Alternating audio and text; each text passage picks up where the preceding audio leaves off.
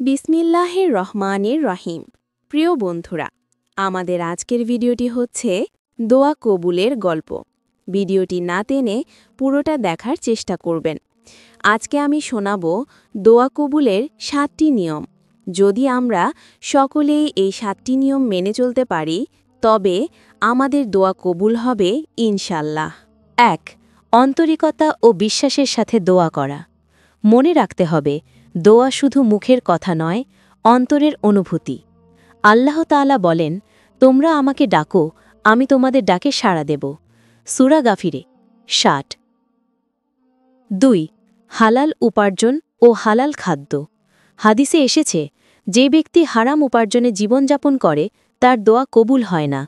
তাই হালাল খাওয়া ও হালাল আয়ের ওপর জোর দিতে হবে। ৩. দোয়া শুরুর আগে প্রশংসা ও দরুদ।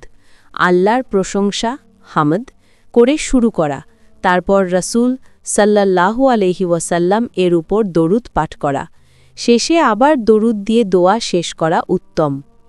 ৪. ধৈর্য ও নিয়মিততা। কখনো কখনো দোয়া কবুল হতে সময় লাগে। দোয়া ছেড়ে দেওয়া যাবে না। রাসূল সাল্লাল্লাহু আলাইহি ওয়াসাল্লাম বলেছেন, তোমাদের কারো দোয়া কবুল হয় যতক্ষণ না সে আলাহনা করে এবং বলে, আমি দোয়া করলাম কিন্তু কবুল হলো না। বুখারী, মুসলিম। ৫. কবুল হওয়ার বিশেষ সময়গুলোতে দোয়া করা, যেমন তাহাজ্জুদ, রাতের শেষ অংশ, আজান ও ইকামতের মাঝে, সিজদায়, রমজানের ইফতারের আগে, জুমার দিনে আসরের পর। এই সময়গুলোতে দোয়া বেশি কবুল হয়। ৬. গোপনে নম্রভাবে দোয়া করা। কুরআনে বলা হয়েছে, তোমরা তোমার প্রভুকে ডাকো বিনয় আর ভয়ে। সূরা আরাফ ৫৫। ৭.